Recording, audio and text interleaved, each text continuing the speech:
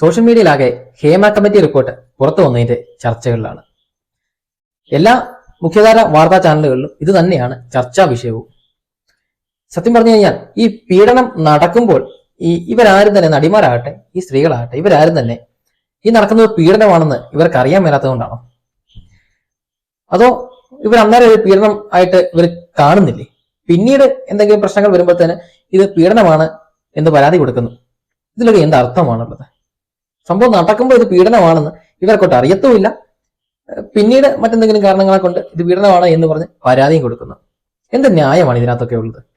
ഇനി അതുമല്ല, ഇതിൻ്റെ അകത്ത് പ്രത്യേകിച്ച് പറയുന്നത് പ്രമുഖ നടൻ, പ്രമുഖ നടി, പ്രമുഖ വ്യക്തികൾ, പ്രമുഖ സംവിധായകർ, ഈ പ്രമുഖന്മാർക്കാർക്കും പേരില്ലെന്നുള്ളതാണ് ഇതിലെ ഏറ്റവും വലിയൊരു കോമഡി. എന്തുകൊണ്ടാണ് ഈ പ്രമുഖന്മാരുടെ പേരുകൾ പറയാൻ മടിക്കുന്നത്, ഭയക്കുന്നത്? ആരെയാണ് ഈ ഭയക്കുന്നത്? പ്രമുഖന്മാരുടെ പേര് പറഞ്ഞാൽ എന്തെങ്കിലും നഷ്ടപ്പെടുവോ? അതോ ആരെങ്കിലും എതിരായിട്ട് വരുവോ? തെറ്റ് ചെയ്തവരാണെങ്കിൽ അവരുടെ പേര് വിളിച്ചു പറയാനുള്ള, അല്ലെങ്കിൽ അത് സമൂഹത്തിൽ കാണിക്കാൻ, അല്ലെങ്കിൽ ഒരു നിയമ നടപടിയിലേക്ക് അവർക്കെതിരെ അത്തരത്തിലുള്ള നിയമ നടപടികൾ സ്വീകരിക്കാൻ എന്തിനാണ് ഭയക്കുന്നത്? ആരാണ് തെറ്റ് ചെയ്തതെന്ന് പറഞ്ഞിട്ടില്ല, ആളുകളുടെ പേര് പറഞ്ഞിട്ടില്ല. അങ്ങനെ കുറെ കാര്യങ്ങളും, അല്ലെങ്കിൽ പീഡനം നടക്കുമ്പോൾ ഇത് പീഡനമാണ് എന്ന് മനസ്സിലാക്കാൻ കഴിവില്ലാത്തവണ്ണം മനഃപൂർവ്വമായിട്ട് അന്നേരം അതെന്തെങ്കിലും സാഹചര്യം ആയിക്കോട്ടെ. പക്ഷെ പിന്നീട് ആളുകളെ പൊട്ടന്മാരാക്കിക്കൊണ്ട് പീഡനം നടന്നു എന്നൊക്കെ പറയുന്നതിൽ എന്താണ് അർത്ഥം? ഈ സംഭവം നടക്കുമ്പോൾ ഇവർക്ക് പ്രതികരിക്കാൻ പറ്റത്തില്ലേ? ഈ പീഡനമാണെങ്കിൽ ഇതെന്താ ഇവർക്ക് പ്രതികരിക്കാതെ? ഇവരെന്തുകൊണ്ട് അന്നേരം ഇത് പുറത്തു വിടുന്നില്ല? ഇങ്ങനെ നടന്നു, ഇന്ന നടൻ എന്നോട് ഇങ്ങനെ ചെയ്തു എന്നിവർ എന്തുകൊണ്ട് ഇത് പുറത്തു വിടുന്നില്ല? അപ്പൊ ഇതിൻ്റെ അകത്തൊക്കെ ഗൂഢമായിട്ടുള്ള കുറെ ഉദ്ദേശങ്ങളുണ്ട്.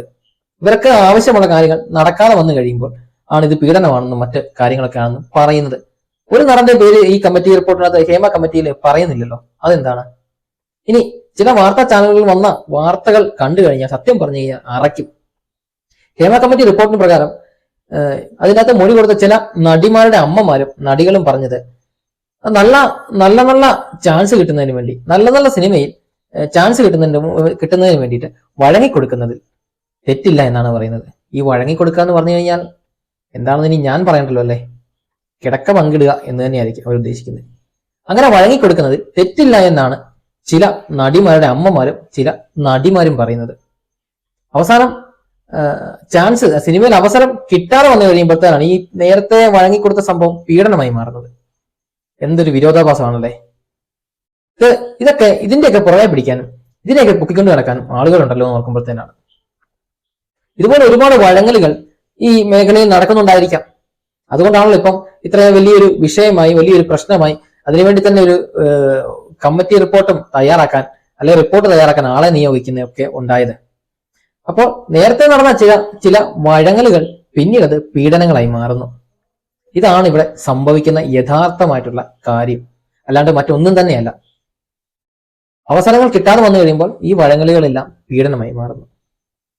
അതല്ലേ? അല്ലെങ്കിൽ പീഡനം നടക്കുമ്പോൾ ഇവർക്ക് അറിയാമല്ലേ? ഏതായാലും പീഡനം നടക്കുന്നത് രണ്ടുപേരുടെയും കൂടെ സമ്മതപ്രകാരമല്ലല്ലോ, അറ്റാക്ക് ചെയ്യുകയല്ലേ ചെയ്യുന്നത്. അന്നേരം ഇവർക്ക് എന്താ, ഒന്നുകിൽ ആ സമയം പ്രതികരിക്കത്തില്ല, അല്ലെങ്കിൽ ഇവര് ആ സംഭവം ഉണ്ടായതിനെ കുറിച്ച് എന്തുകൊണ്ട് ഇവർ പരാതി പറയുന്നില്ല, പുറത്ത് പറയുന്നില്ല. അപ്പൊ ഇതൊക്കെ വഴങ്ങലുകളാണ്. അവസരം കിട്ടാതെ വന്നു കഴിയുമ്പോൾ ഇതൊക്കെ പീഡനമായി മാറുന്നത് അല്ലേ?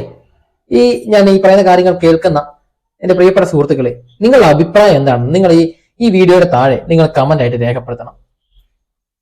നേരത്തെ നടന്ന ചില വഴങ്ങലുകൾ ഇപ്പോൾ അത് പീഡനമായി മാറുന്നു. എന്നിട്ടും പേര് വെച്ചില്ല എന്നുള്ളതാണ് ഇതിനകത്ത് വലിയൊരു, എന്താണ് അതിന് പറയുന്നത്, ഉൾക്കൊള്ളാൻ കഴിയാത്തൊരു കാര്യം. അതായത് പോക്സോ കേസുകൾ രജിസ്റ്റർ ചെയ്യാൻ വരെയുള്ള കാര്യങ്ങൾ നടന്നിട്ടുണ്ട്. എന്ന് വെച്ച് കഴിഞ്ഞാൽ 18 വയസ്സിൽ താഴെയുള്ള പെൺകുട്ടികളുടെ അടുത്ത് ഇത്തരം പ്രവർത്തനങ്ങൾ നടന്നിട്ടുണ്ട്. അതുപോലും അത്തരം പ്രവർത്തനങ്ങൾ നടന്നിട്ടും അത് ചെയ്ത ആളുകളെക്കാട്ടിലും എത്രയോ ക്രൂരന്മാരാണ്, എത്രയോ നീചന്മാരായിട്ടുള്ള ആളുകളാണ് അത് പൂഴ്ത്തി വെച്ച ആളുകൾ.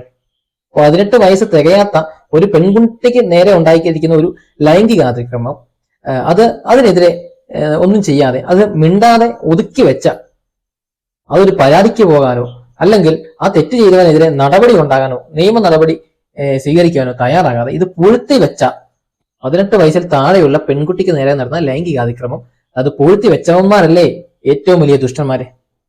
അപ്പൊ അങ്ങനെയുള്ളവരാണ് പറയുന്നത് നല്ല നല്ല അവസരങ്ങൾക്ക് വേണ്ടിയിട്ട് വഴങ്ങിക്കൊടുക്കുന്നത് തെറ്റില്ല എന്ന് പറയുന്ന ആളുകൾ ഇവരാണ്.